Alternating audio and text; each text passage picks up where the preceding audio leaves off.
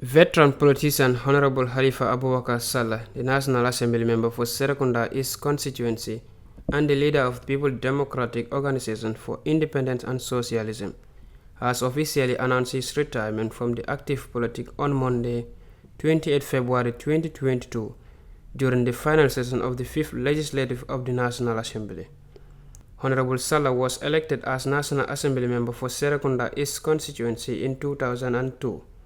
Until 2007, serving as minority leader.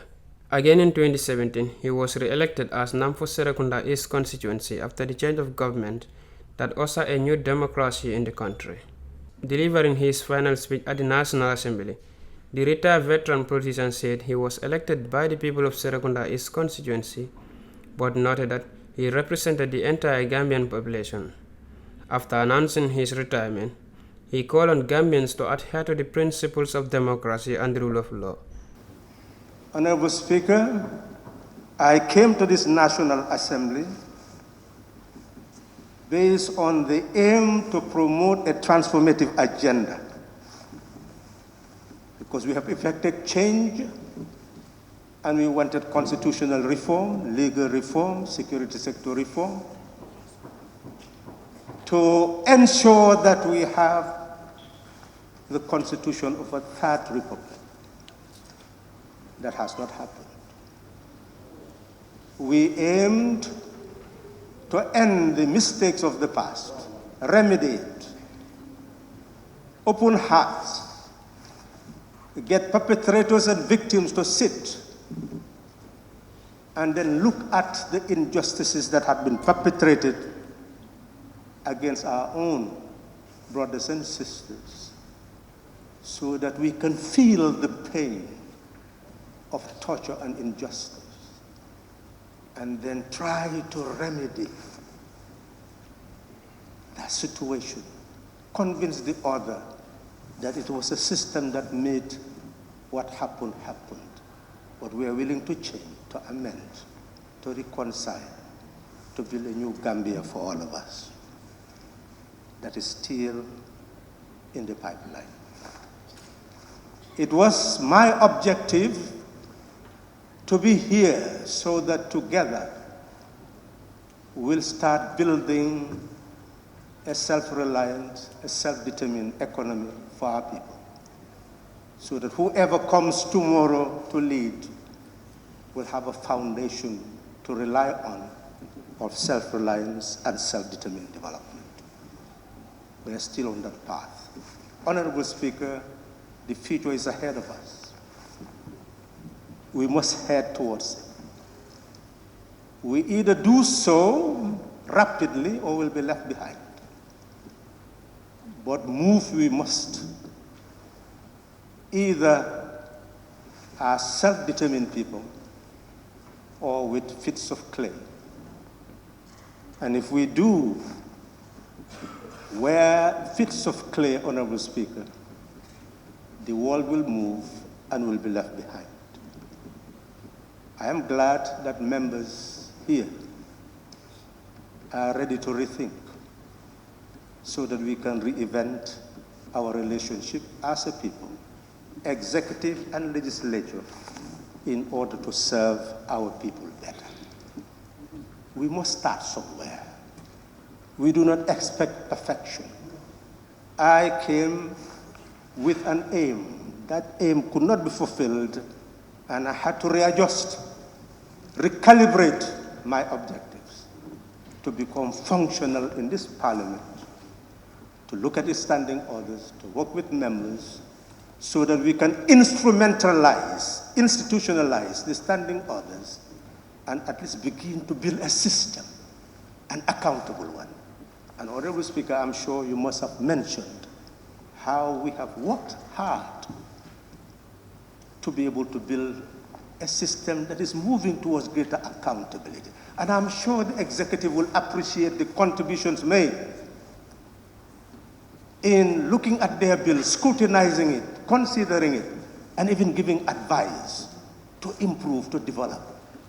That is the spirit. We all have our competences, and we must all believe in each other.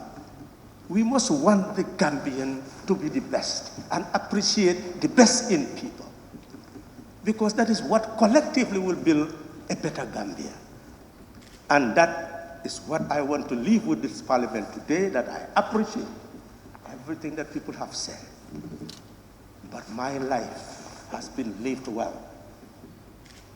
I have done what I wanted to do, and I'm a happy person.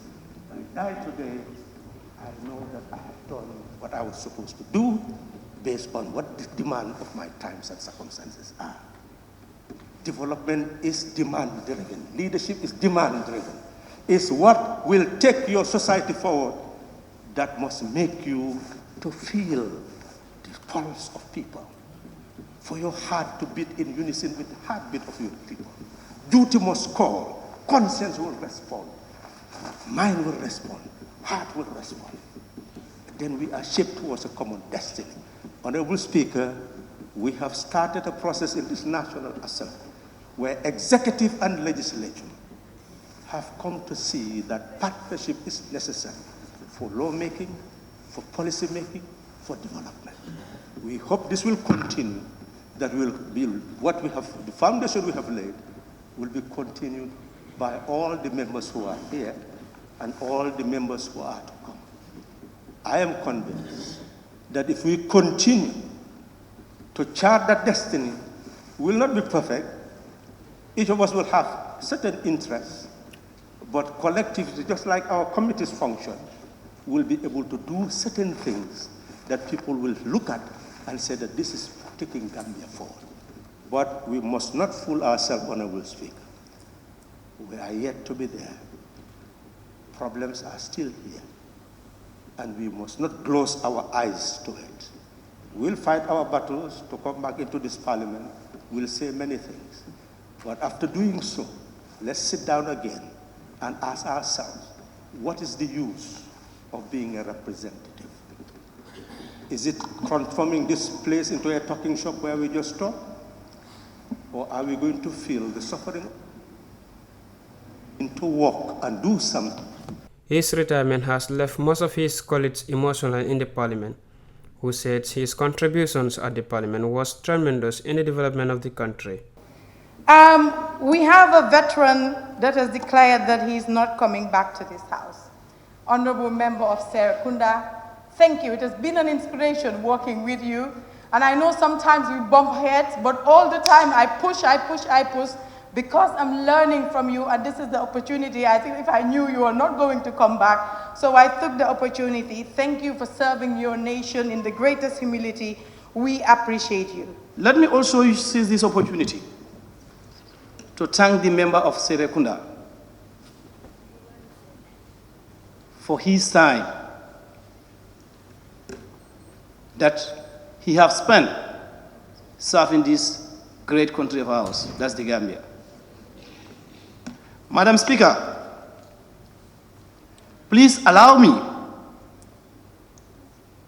to pay a personal tribute to Honorable Member of Serekunda. Madam Speaker, the veteran Honorable Member of Serekunda, for his dedication and commitment to Gambia and her people. He served this country with his utmost best and honesty. He did great for this country. I worked together with him in these chambers and also in the same committee called PEC. But I really know the type of person he is when it comes to leadership. Honorable Speaker, as said by member of Bundung, that Honorable Member of Serekunda is retiring from the active politics, but we are still appealing to him to still continue to serve his country. And I know that he will continue to do that. Teacher, and just seeing him on the floor was heartwarming because we knew that the assembly was in good hands. It would have been great to see him back, not only as a member, but as a Speaker of this Parliament, I think that would take this Parliament to where we would want it to be. We thank him from the bottom of our hearts for the services to the nation. I want to thank the Right Honorable Halifa Sallah, who have declared that he is not coming back to this chamber. Honorable Speaker, here is a gentleman that I have served as co-leaders of the Inter-Party Committee.